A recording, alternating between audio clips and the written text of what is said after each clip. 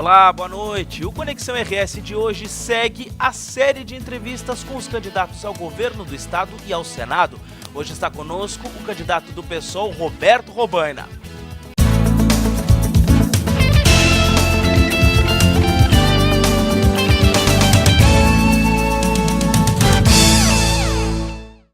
Carlos Alberto de Souza Robaina nasceu em Porto Alegre e tem 46 anos. É formado em História e começou a vida política no Grêmio Estudantil e na direção do Sindicato dos Bancários. Participou da fundação do PSOL depois de deixar o PT. Boa noite, candidato.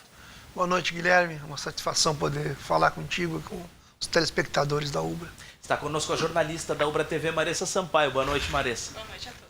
Este programa está sendo transmitido além do canal 48 da Ubra TV para toda a região metropolitana, também pelo site da Ubra TV e pelo portal Terra. Começando então, candidato, o senhor tem falado muito na questão da dívida do Estado e tem dito que vai suspender esses pagamentos. Esse seria então, de fato, a sua primeira atitude, o seu primeiro ato, caso seja eleito governador do Estado? Olha, Guilherme, o tema da dívida é um tema muito grave. Nós temos levado esse debate, felizmente, pelo menos os demais candidatos já se viram forçados, digamos, pela força dessa posição, a colocar o tema da dívida com a relevância que ele deve ser tocado. Embora não digam qual é realmente a situação. E nós estamos colocando com clareza. O Rio Grande do Sul, se continuar pagando essa dívida, o Rio Grande do Sul vai seguir sendo prisioneiro de um sistema financeiro que estrangula as finanças do Estado. Os telespectadores, nós temos colocado com muita insistência, e você que está nos assistindo deve estar percebendo isso, mas por que, Guilherme? Porque o Rio Grande do Sul, quando fez esse contrato da dívida, fez um contrato de renegociação em 98, no qual a dívida total era de cerca de 11 bilhões de reais. O governo fez o contrato, fez uma renegociação. Nós, até o ano passado, o Estado já pagou mais de 23 bilhões de reais. Quer dizer, começou um contrato com 11 bilhões, pagou 23 bilhões, e nós hoje temos uma dívida de cerca de 50 bilhões. Então, quanto mais se paga, mais se deve. Ninguém em sã consciência, quando recebe um carnê de pagamento na sua casa, paga o tempo inteiro sem saber para quem é que está pagando. Se você recebe um carnê de R$1.000 e fica todos os meses pagando parcelas de R$100, estima que daqui a pouco vai terminar de pagar esse carnê. Mas a dívida do Rio Grande do Sul não termina nunca de ser paga, a tal ponto que nós já pagamos nesses anos todos, de 98 até agora, nós já pagamos mais que o dobro do valor do contrato e ainda se deve mais 50 bilhões. Então isso é inacreditável, que não haja um questionamento profundo no processo eleitoral de que dívida é essa. E nós temos dito que dívida é essa. Sim. Essa dívida é uma dívida que tá beneficiando, Guilherme, as 5 mil famílias mais ricas do Brasil. Essas famílias têm nome, têm sobrenome, nós podemos dizer, nós estamos falando aqui da família Marinho, que é uma das 10 famílias mais ricas, os que controlam a Rede Globo de televisão.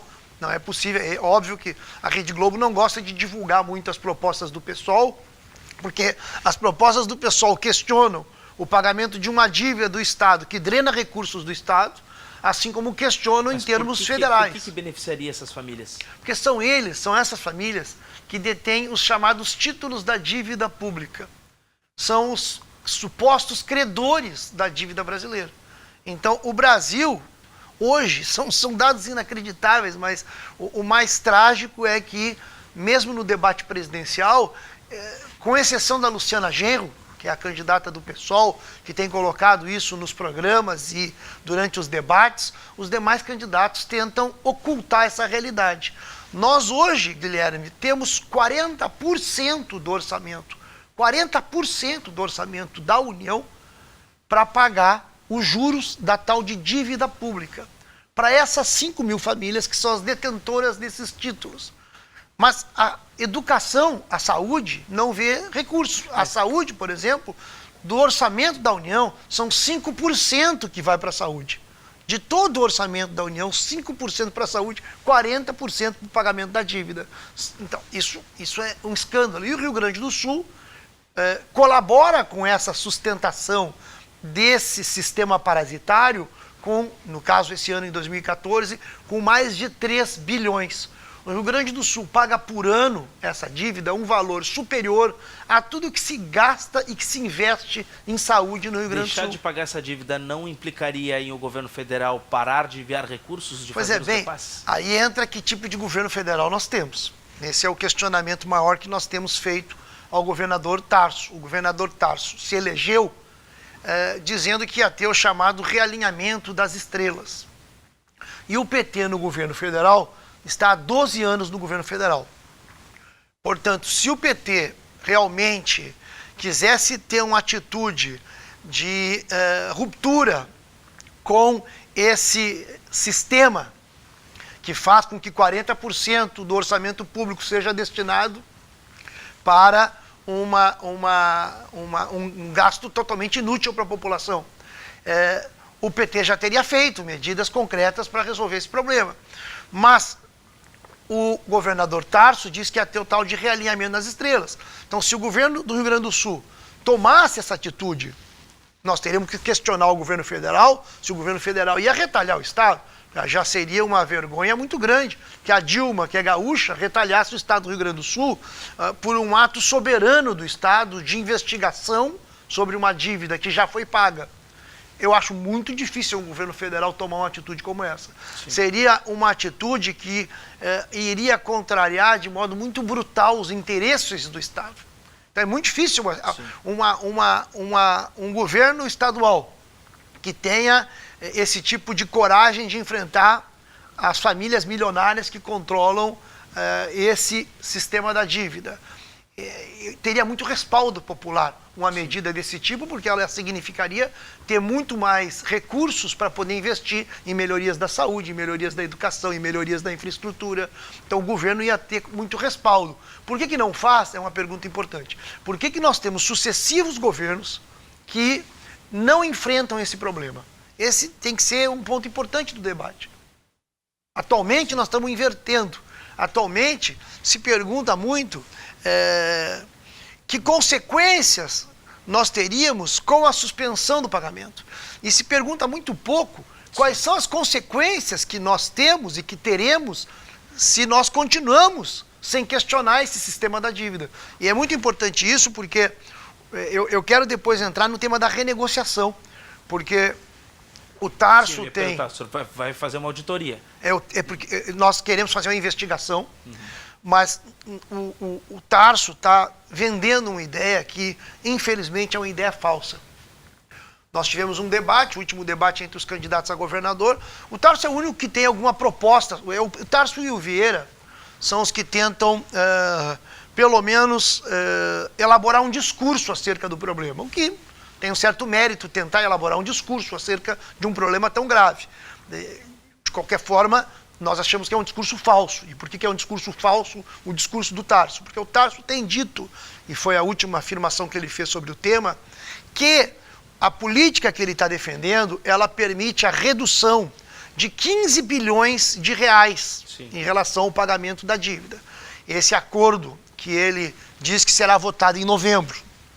Nós temos questionado seriamente isso, porque o que o Tarso não diz? O Tarso não diz que ele está se referindo ao valor que terá impacto a partir de 2028. Até 2028, mesmo que fosse votado o acordo que o Tarso diz que soluciona todos os problemas, que abre um canal de desenvolvimento para o Estado, se a política dele fosse votada, coisa que inclusive eu tenho dúvida, mesmo assim não teria nenhum impacto zero sobre o que o Rio Grande do Sul tem gasto de recursos públicos daqui até 2028. E o Rio Grande do Sul não pode esperar até 2028 numa situação cada vez mais insustentável. E o Vieira faz uma certa conversa, diz que vai questionar judicialmente, quando ele sabe muito bem que o questionamento judicial não vai alterar absolutamente nada. Não é um problema de discussão jurídica, é uma questão que envolve decisão política do governo. E a decisão política nossa é investigar, e nós queremos investigar para demonstrar para a população que essa dívida já foi paga, queremos investigar para demonstrar para a população que só quem tem se beneficiado do pagamento dessa dívida são as famílias milionárias, uma minoria, uma ínfima minoria, e, portanto, nós queremos investigar para dar bases políticas para essa medida de suspensão do pagamento. Coisa que pode ser feita. O Equador, que é um país pequeno, fez uma investigação sobre a sua dívida e reduziu em 70% a dívida do Equador a partir da investigação acerca das irregularidades que estavam embutidos dentro do contrato. Certo. Marissa, tua pergunta. Candidato, ainda falando sobre esse debate, houve um certo embate pessoal entre o senhor e o governador Tarso Genro. Pelo menos no dia seguinte foi algo muito noticiado. Nesse debate, o governador, de certa forma, acusou o seu partido PSOL de ter ido contra, de ter sido contrário ao ProUni. E retomando também, em 2012, se não me engano, o seu partido teve uma posição contrária ao Pronatec, inclusive junto com o DEM e o PSDB, na época, foram ao STF questionar as bolsas do Pronatec. Quais são as ressalvas, então, para que o senhor explique da sua candidatura do PSOL a esses programas? O Tarso, nessa questão, ele faltou com a verdade. A Luciana Genro votou no ProUni, votou a favor do ProUni. Agora, nós temos uma discussão, e aí talvez como é aquela velha história, toda mentira tem um elemento de verdade. Mesmo quando é uma mentira, sempre tem algum elemento. O elemento certo é que nós não somos daqueles que defendem que os recursos públicos sejam destinados a empresas privadas. Inclusive, no caso específico, a universidades privadas. Nós achamos que quando tu tem um montante de recursos públicos, tu tem condições de incentivar mais, ampliar, inclusive, com mais qualidade as vagas no ensino superior, apostando e apoiando as universidades públicas. Mas, já que o governo não fez essa opção, e aí isso vale para também cursos técnicos, quando o governo não faz essa opção, nós nos deparamos diante de uma realidade. Ou seja, apoiar ou não apoiar uma medida que nós consideramos que tem um fundamento equivocado, mas que vai ter, de um jeito ou outro, mesmo que por linhas tortas, benefício para o povo. E, portanto, nós nos decidimos a apoiar o ProUni a partir desse critério. Como ia ter benefício, porque tem benefício, tem muitos estudantes que podem estudar em função de medidas como essa, nós apoiamos o ProUni. Se nós estivéssemos no governo, nós iríamos desenvolver outra linha de raciocínio para utilizar o recurso público. Nós iríamos preferir investir o recurso público nas universidades públicas, aumentando as vagas das universidades públicas. Esse é o ponto de divergência que nós tivemos real, não? Que é um pouco o PT no governo tem, na verdade, apoiado muito a ideia da privatização. E isso foi uma mudança muito grande no programa do PT em relação aos anos 80 e até meados dos anos 90. Nesse mesmo encontro, que foi no debate da TV Bandeirantes, o senhor e o governador estiveram, né, vamos dizer assim, digladiando. Não foi, não. Mas não, num bom sentido. De que o discurso, né, do partido precisava ser amadurecido, até o governador disse que o senhor precisava amadurecer. O senhor acha que o discurso do pessoal não precisa evoluir, dar mais um passo para tentar trazer mais eleitores, já que na eleição de 2010 também a média de intenções de voto nesse mesmo período eleitoral era a mesma, não teria avançado de lá para cá? Sabe, Guilherme, que nós temos uma luta muito dura.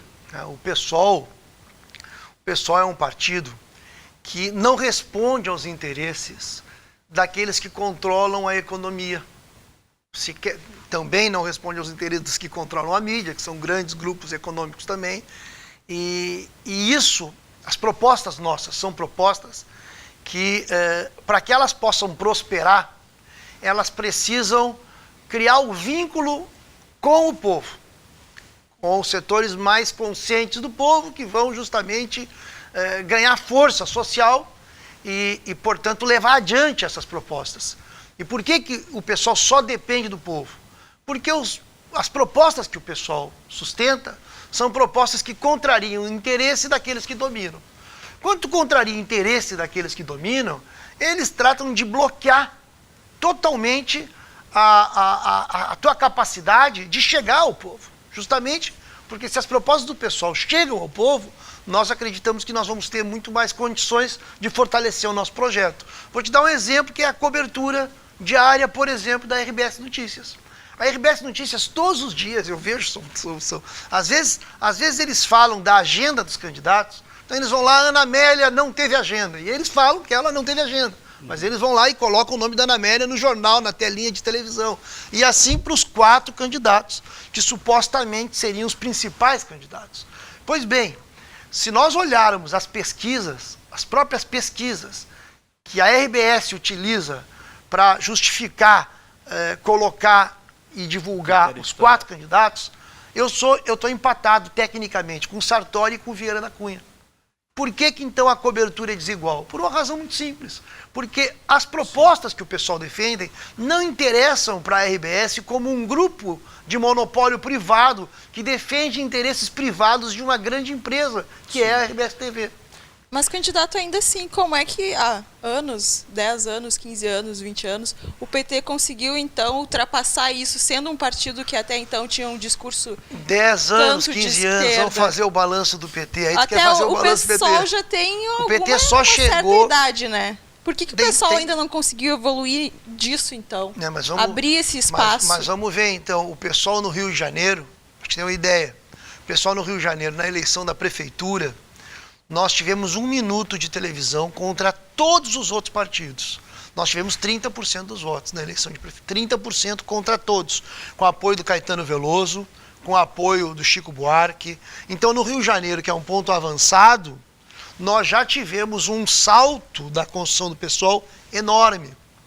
Aqui, nós temos mais bloqueios. O PT, por exemplo, aqui, sempre trata de apresentar um discurso supostamente mais esquerda, tentando polarizar com o PMDB, agora com o PP, para tentar manter essa áurea de partido de esquerda.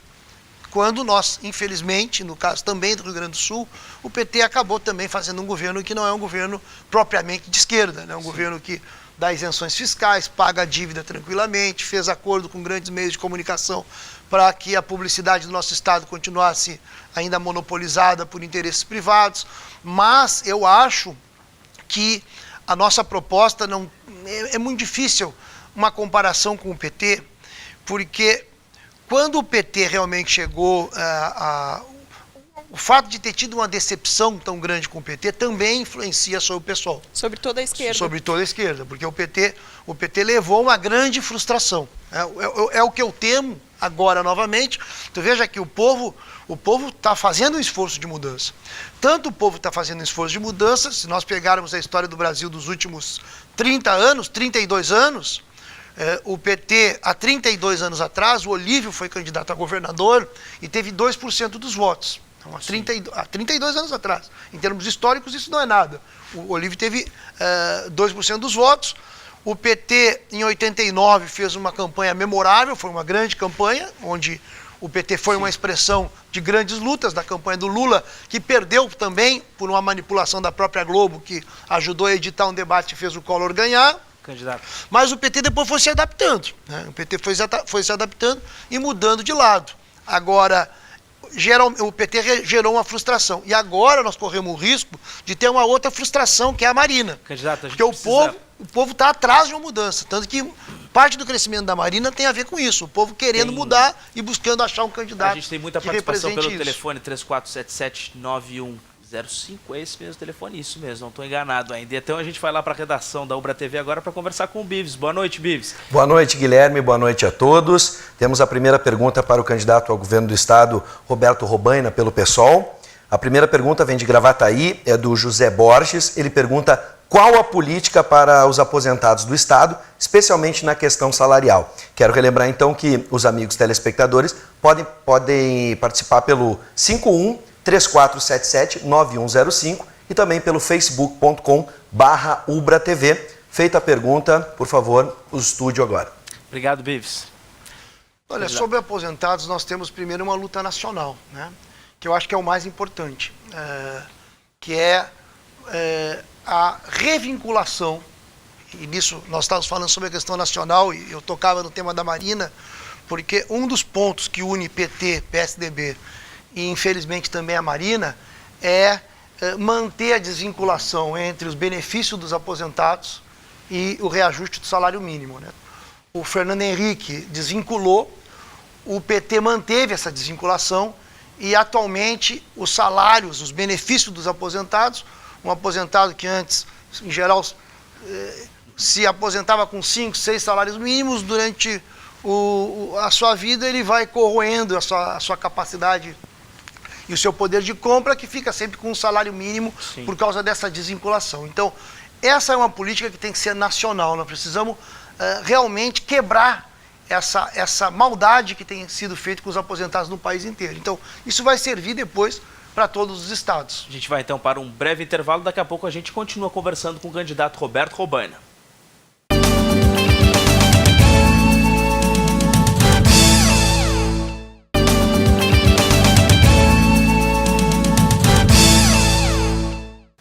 Este é o Conexão RS e a gente está conversando hoje com o candidato do PSOL ao governo do Rio Grande do Sul, Roberto Robaina.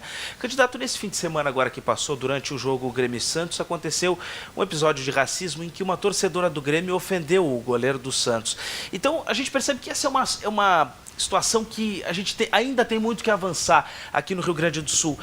O senhor criaria uma secretaria específica para essas questões? Como é que isso seria trabalhado num possível governo do senhor?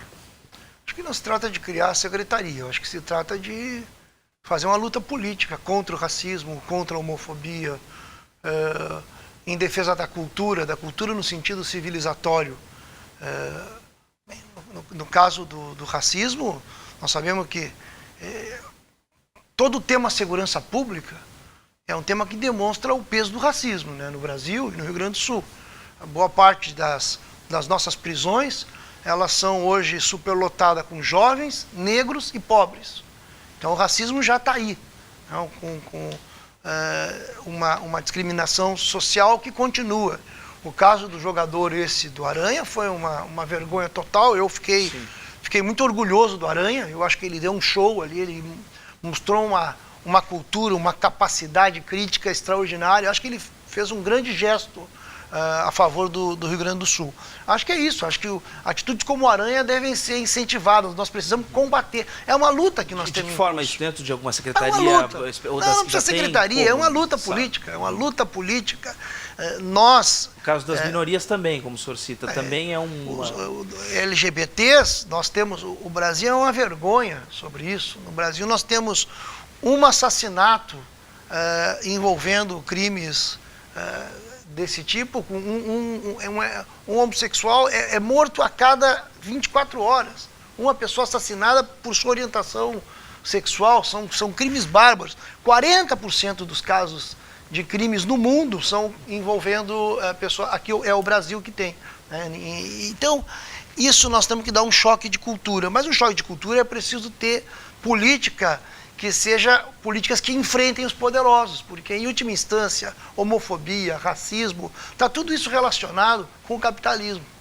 Nós temos um sistema que incentiva esse tipo de prática. Então, é uma luta pesada, que não é com secretaria que vai se resolver, vai ser com luta política, criminalizando a homofobia, criminalizando pesadamente o racismo, fazendo com que, de fato, casos como esse sejam punidos. Então, tem que ter punição. Vamos, Maressa. Em relação às alianças, candidato, o PSOL é um partido crítico às chamadas alianças promíscuas, né, que se diz, como, por exemplo, as que o PT faz com o PMDB em nível nacional. Recentemente, a gente teve no estado de Alagoas um caso em que a Heloísa Helena, que é candidata ao Senado, fez reunião com o Teotônio Vilela, com o candidato ao governo do estado do PSDB, que o Teotônio Vilela não é candidato à reeleição. O candidato Júlio César ao governo do estado do PSDB no Alagoas, ela fez essas reuniões e saiu em redes sociais, com fotos, inclusive. Então, aí estaria uma aliança, uma possibilidade de aliança entre o PSOL e o PSDB para tirar o Collor, né, para evitar que o Collor fosse eleito ao Senado. Vale tudo para tirar o Collor? Olha, Eu acho que não, mas olha que situação nós temos em Alagoas, para te ficar só nesse exemplo, né? Tu vê que para mostrar alianças estranhas, tu tem que ir até Alagoas, né? Porque no Rio Grande do Sul tu não vai ver. Mas no caso de Alagoas, tem o Collor ser eleito senador de novo, realmente é uma indecência, né? E com o apoio do PT, parece uma indecência maior ainda, né? O PT apoiando o Collor. Então aquilo que vocês me perguntavam, se nós temos que... qual é a diferença nossa com o PT, isso é realmente deixa muito evidente, né? Então, nesse caso específico, a Heloísa está seguindo uma linha própria. Ela tem uma posição, sabe que a Heloísa, ela é muito amiga da Marina. A Heloísa tem o coração dividido. Inclusive, Marina, se Luciana, diz que ela estaria Marina, indo para a Luciana rede em Genro. breve. Não, ela tem a Heloísa tem grandes chances de ir para a rede. Eu não sei como é que vai terminar esse processo decisório dela, porque ela tem uma política muito ao redor das suas próprias posições. O pessoal de Alagoas tem, inclusive, uma posição diferente em relação a esse tema de como trabalhar com o PSDB. Mas não é uma aliança. Não é uma aliança. Apoio. É o PSDB apoiando a Heloísa contra o Collor. Nós poderíamos reclamar da Heloísa que ela diga para o PSDB, não me apoio. Eu acho que seria pedir demais, né? Ela está lá, com pouco tempo de televisão, enfrentando o Collor de Mello, que está sendo apoiado pelo PT, e o PSDB diz, não, nós queremos te apoiar, ela vai Mas dizer isso não. não é a mesma coisa que o PT fala? Não é uma aliança? O PT faz Sarney nos aliança. apoia. Mas não é. Nós não apoiamos o Sarney, o Sarney nos apoia. Não, o PT, a pergunta ali está errada, porque... É o que não o PT é diz. Mas é o que o PT diz, exatamente, mas não é o que acontece na realidade. Então nós estamos discutindo aqui o que é que acontece na realidade. O Sarney foi apoiado pelo PT e foi uma das primeiras medidas do governo Lula lá atrás, isso faz tempo, apoiar o Sarney para presidir o Congresso brasileiro. Então, o Sarney foi presidente do Congresso com o apoio do PT. Não foi o Sarney que apoiou o PT, foi o PT que apoiou o Sarney para que o Sarney apoiasse o PT. Eles fizeram um troca-troca. Agora, por exemplo, para ficar aqui na eleição presente, o PT está aliado no estado do Rio Grande do Sul com o PTB. O PTB é um partido tradicional da direita. Eu falei para o Tarso no debate, inclusive, que o PTB é presidido pelo Roberto Jefferson, que está na papuda. Todos os escândalos que envolveram corrupção durante o governo Tarso tiveram vínculos com o PTB. Então, a pessoa não precisa ser inteligente, ser muito informada, para saber que o PTB é um partido que trata a política como um negócio. Então, se tu queres fazer um governo que seja um governo de defesa do interesse público, não pode colocar o PTB no governo. Vamos voltar para a redação lá, que tem mais perguntas. Por isso que não dá para fazer aliança assim, porque realmente vai dar errado. Bives, mais perguntas? Sim, temos mais perguntas. Lembrando que você pode participar pelo telefone 5134779105 ou pelo Facebook, facebook.com/ubratv. Temos a pergunta do Jonathan Ramos, de Porto Alegre. Ele pergunta qual o posicionamento do candidato a respeito do agronegócio. Devolvo ao estúdio agora. Candidato. O que eu acho do agronegócio? Tem um posicionamento do senhor a respeito disso no Jornal Metro de hoje. Eu tenho posicionamento sobre o agronegócio. Não, eu achei a pergunta interessante porque nós temos que dividir, né, o que é a agricultura do Rio Grande do Sul. A agricultura do Rio Grande do Sul é a agricultura do Brasil. Eu dou muita importância para a agricultura. O que eu acho só é que o modelo hoje que nós temos no estado e no país é um modelo que beneficia só as mega empresas que investem de modo capitalista na agricultura. Muitas delas, por sinal, multinacionais. O que eu acho que um governo do estado e o governo federal tem que incentivar é a pequena propriedade e a agricultura familiar. Infelizmente, se fala em agronegócio, se fala pouco em agricultura familiar.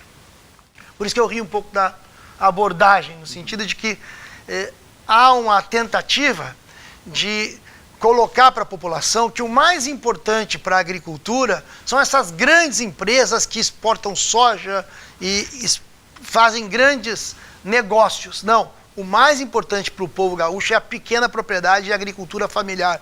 É a agricultura familiar a responsável, infelizmente isso é muito pouco divulgado, a agricultura familiar é a responsável por 70% da produção de alimentos que abastece as cidades brasileiras.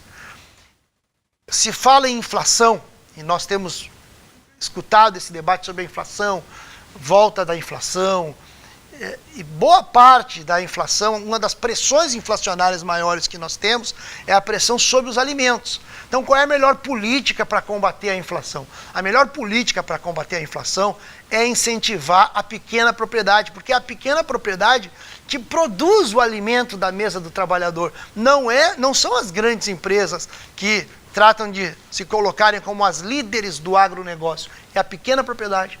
Então, esse dado é muito importante. Sim. Nós temos hoje um modelo invertido. Quem mais recebe benefícios do governo são os grandes. Quem mais produz para garantir o alimento na mesa do trabalhador é a pequena propriedade e a agricultura familiar. No posicionamento que está no Jornal Metro de hoje, em que o senhor aponta que defende o plantio sem agrotóxicos e com a criação de gado em pastagens do bioma Pampa. Também critica o uso, né, dos agrotóxicos. E o senhor acha que há condições de se incentivar um plantio sem agrotóxicos? Nós temos agora que fazer um período de transição. Né? Um dos primeiros pontos aliás, o vice da Marina, o Beto Albuquerque, foi um dos que trabalhou para liberar a produção e a produção transgênica, os agrotóxicos em grande quantidade. Nós, Guilherme, no Rio Grande do Sul, sinceramente, nós estamos sendo envenenados. A média que cada gaúcho e cada gaúcha consome de agrotóxico é de 8 litros de agrotóxico, de veneno ao ano. Isso é o que nós estamos consumindo. O Brasil, a média é de 4 litros. Aqui nós estamos consumindo 8 litros. É um escândalo. Nós temos visto no mundo o aumento de casos de câncer. Tu acha que realmente não tem nada que ver uma coisa com a outra? Tem. A nossa agricultura tem que ter uma reconversão desse ponto de vista. Nós temos que ir para uma economia que seja menos envenenada. Sim. Por isso que nós temos insistido é óbvio que não tem como ser da noite para o dia, porque na medida em que o campo já começou a utilizar em grande escala o agrotóxico, tu não pode simplesmente mudar o modelo e deixar de ter agrotóxico rapidamente. É uma transição longa, porque o campo já está com essa contaminação. Nós temos um levantamento do IBGE que aponta que a produção industrial brasileira ela cresceu 0,7% em julho em relação a junho. E o crescimento veio depois de 5 meses de queda, né? Aqui no Rio Grande do Sul, a Fiergs aponta que o otimismo dos empresários está em baixa. Qual vai ser a sua relação com os empresários? Até para tentar levantar isso, tentar trazer de volta um incentivo à produção gaúcha. Não, tem uma ideia falsa que os candidatos a governo, em geral, vendem, de que eles vão conseguir fazer a indústria crescer ou deixar de crescer. A indústria gaúcha não vai crescer ou deixar de crescer em função de medidas de governo estadual. Isso é conversa de eleição para ganhar voto e depois governar como cada um bem entende. Isso não é verdade. A indústria gaúcha tem muita relação com a indústria nacional. E a indústria nacional, primeiro, o Brasil está se desindustrializando. O Brasil, ao longo dos últimos 30 anos, está se desindustrializando. Segundo, nós temos agora uma recessão que já começou, que ela não tem como ser explicada se não se remeter à crise internacional, mas ela não é só em função da crise internacional, ela é em função de uma aposta que o governo nacional fez de fazer com que o capitalismo brasileiro se desenvolvesse com o Estado brasileiro, dando benefícios, sejam eles fiscais, sejam benefícios de crédito, para uma pequena parte da grande propriedade empresarial. Vocês devem estar lembrados, o telespectador deve estar lembrado, que a presidente Dilma colocou o Eike Batista como um grande exemplo de capitalista capaz. Hoje o Eike Batista não se fala mais dele, porque o Eike Batista demonstrou um projeto totalmente falido, inclusive em termos empresariais. Então, esse modelo capitalista que o PT aceitou gerenciar é um modelo capitalista que tem crises recorrentes e crises cada vez mais graves. Mas contra esse modelo o senhor romperia, então, com o agronegócio e com a indústria, para governar isso? Contra esse modelo é preciso construir um modelo alternativo. E um modelo alternativo, ele precisa ser construído com o Estado tendo cada vez mais capacidade de investimento e cada vez mais capacidade de induzir a economia. Mas a indução econômica ela tem várias formas de ser feita. Nós somos um partido que defende que o Estado ajude a desenvolver a pequena e a média propriedade. Esse é o ponto. Nós achamos que o Estado não tem que investir recursos públicos na grande propriedade. Vou dar um exemplo que eu tenho insistido muito no debate eleitoral que agora nós estamos em curso. O governo aqui do PT, de uma certa forma, pegando os velhos modelos que o Brito foi o célebre, né, o PMDB, nos anos 90, contra o qual, por sinal, o PT polemizou muito, era uma polêmica PT contra o PMDB, que são as decisões políticas governamentais de entregar recursos públicos para grandes empresas. Pois bem, o Tarso aqui está fazendo uma parceria com uma empresa chinesa de caminhões, onde essa empresa chinesa entra com cerca de 200 milhões e o governo do estado entra com 50 milhões. Essa decisão é uma decisão do governo do PT, que nós não concordamos. Nós não achamos que é correto, que seja correto, entregar 50 milhões de recursos públicos para uma empresa chinesa investir numa fábrica de caminhões. Fiscal, né? É em isenção fiscal. Não, nesse caso não é isenção fiscal. Não. Não é? Nesse caso não é isenção fiscal. É dinheiro direto. O Estado entra como acionista. Fora a isenção fiscal. O Rio Grande do Sul dá uma isenção. As isenções fiscais são cerca de 11 bilhões que o Rio Grande do Sul... mas aí é dinheiro mesmo, é drenagem de recurso público para ajudar um investimento privado, mega investimento privado, nesse caso, inclusive, um investimento internacional. Nós achamos que é preciso planejar o desenvolvimento do Estado com outras formas. Um recurso como esse, nós sustentamos que, com uma soma de valores assim, se pode, por exemplo, ajudar a agricultura familiar, fazer um plano de desenvolvimento regional. Nesse sentido, é muito importante recuperar o ERGS. Recuperar o ERGS é chave, fazer com que a UERGS de fato exista, não é nem caso de recuperar, é fazer a UERGS realmente existir. Nós temos uma universidade estadual que é uma universidade estadual fraca. Nós não podemos, um estado como o Rio Grande do Sul não pode ter uma universidade estadual fraca. Ter uma universidade estadual fraca significa que nós não vamos aproveitar a inteligência do Estado para desenvolver planos, por exemplo, de desenvolvimento regional. Se nós temos investimento na UERGS, se nós conseguimos interiorizar a UERGS pode ajudar também nos planos de desenvolvimento econômico regional, combatendo a desigualdade regional. Depois eu quero voltar ao UERGS, porque é um tema muito importante de educação. Temos mais um bloco ainda, mas a Maria essa pergunta agora. Eu não quero não falar sobre educação, porque eu considero que é um tema-chave em relação a todos os assuntos, né? Sem uma educação de qualidade, não tem como progredir na luta contra o racismo, na luta contra a homofobia, e na formação da juventude. Candidato, tanto o senhor quanto a Luciana Genro têm dito que não há diferenças entre os governos do PT e os governos anteriores, não há diferenças entre o Tarso e a Ana Amélia Lemos, nem entre a Dilma e a Marina. Ao mesmo tempo, no programa do PSOL se diz que os governos do PT seriam um continuismo e outros seriam um retrocesso. Eu gostaria que o senhor explicasse bem essa parte. Que eu ia te corrigir, porque... De fato, tem esses dois componentes, mas é que nós estamos falando da essência dos modelos, né? É óbvio que existem diferenças, não tem como não existir diferenças. Tanto é assim que tu mesmo viste que nós abordamos na campanha eleitoral a ideia de que o PT é o continuismo, e nós não queremos o continuismo, mas que a Ana Amélia, no caso, é um retrocesso e a Aécio é um retrocesso. Por que é um retrocesso? É um retrocesso porque o modelo, no caso da Ana Amélia, nós do PSOL, militamos muito contra o governo da Ieda. O governo da Ieda, o Tarso às vezes consegue fazer um discurso, se safa no debate um pouco, porque ele se compara com a Ieda, mas aí não tem como comparar. Vou montar o meu time da Ilha da Pintada e vou jogar contra o Grêmio. O Grêmio pode estar na pior fase, mas não adianta. O governo da Ieda foi, eu não sei se teve na história do Rio Grande do Sul um governo tão ruim. Aí, bem, nós fizemos as denúncias, né? As denúncias de corrupção durante o governo da Ieda, fomos questionados na época, cadê as provas? Bem, teve uma investigação, demorou, né? Mas uma investigação que colocou 29 pessoas na cadeia, né? Envolvidos com quem? Com os partidos que hoje sustentam a candidatura da Ana Amélia. Então, se me perguntam por que o retrocesso, isso é um retrocesso. E no caso do Aécio, é a mesma coisa. E da Marina? A Marina, por isso, vamos separar. No caso, a Marina é outra coisa. A Marina é uma novidade. A Marina é uma busca do povo.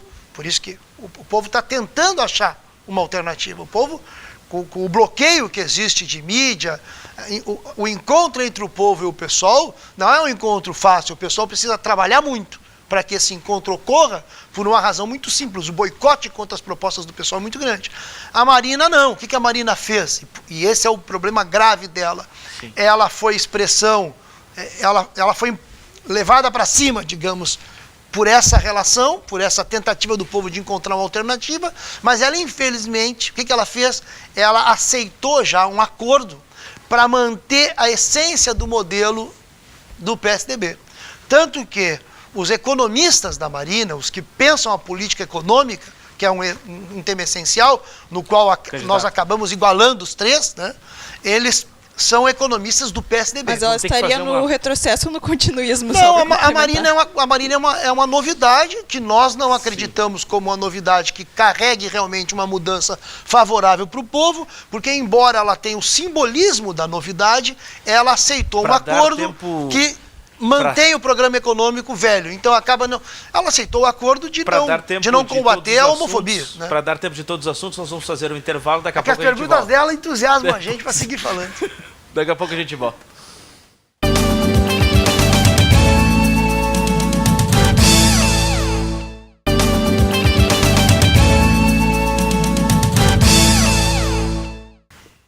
Falamos sobre a Expo Inter no bloco anterior, também, de certa forma, com as propostas que o candidato tem para a questão da produção rural. E agora a gente vai direto para a redação conversar com o Bives, que está terminando de achar as perguntas aqui que o pessoal nos manda pelo Facebook. Quais são as dúvidas dos telespectadores, Bives?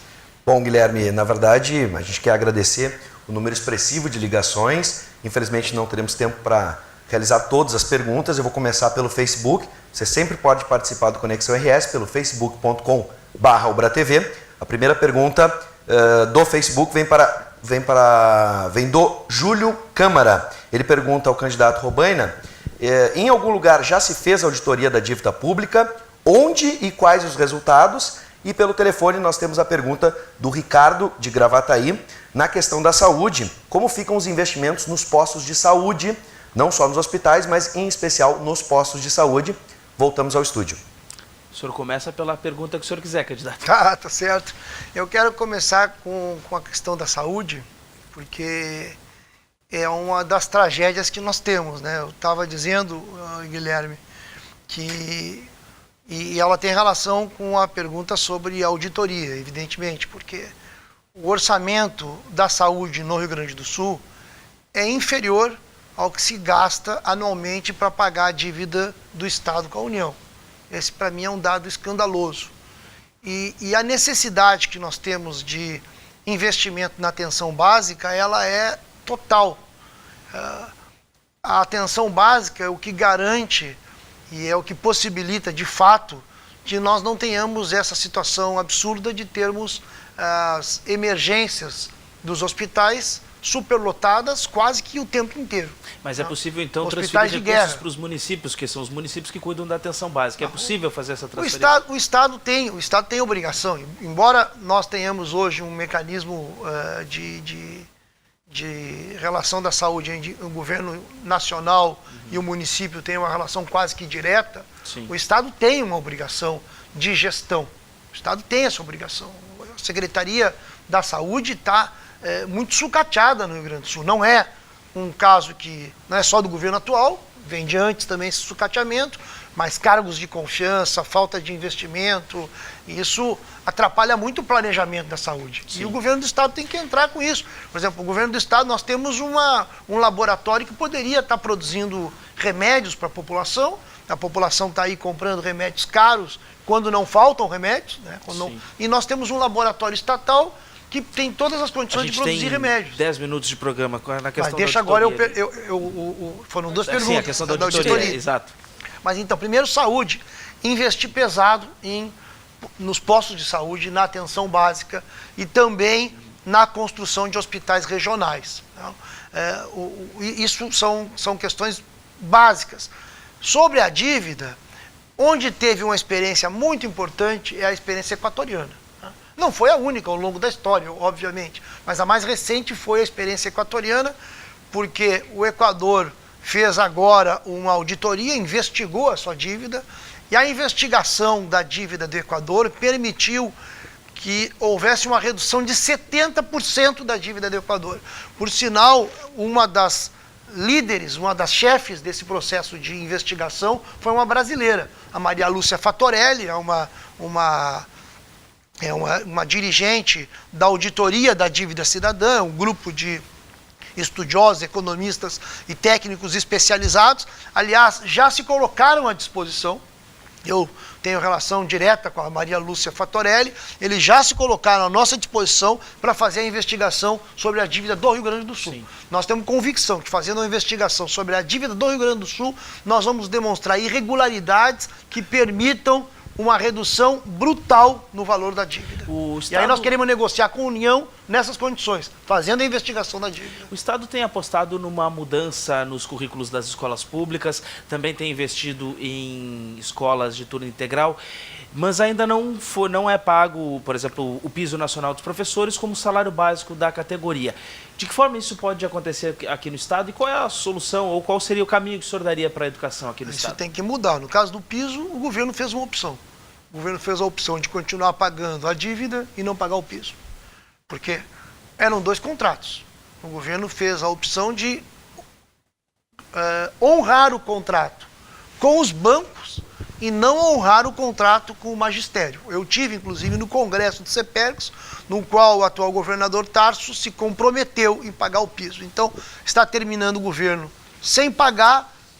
Isso é uma questão que, no mínimo, o governo deveria reconhecer e fazer autocrítica.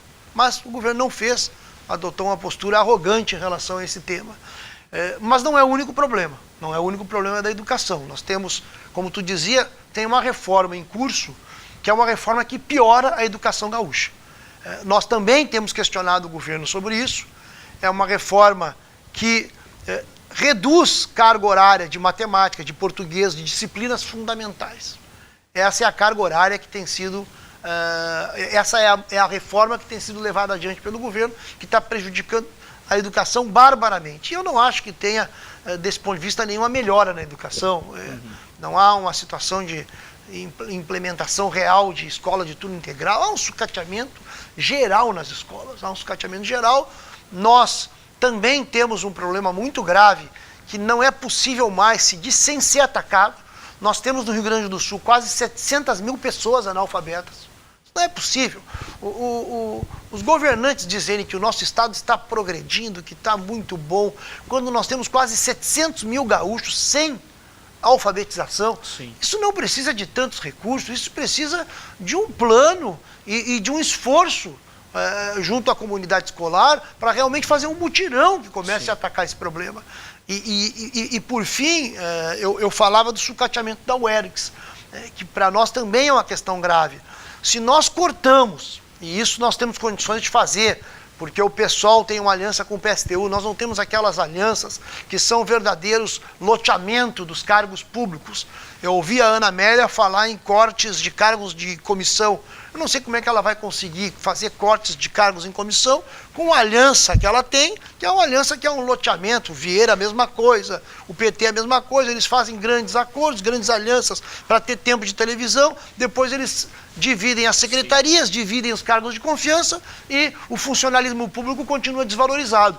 Nós temos condições de fazer isso se tivermos apoio do povo.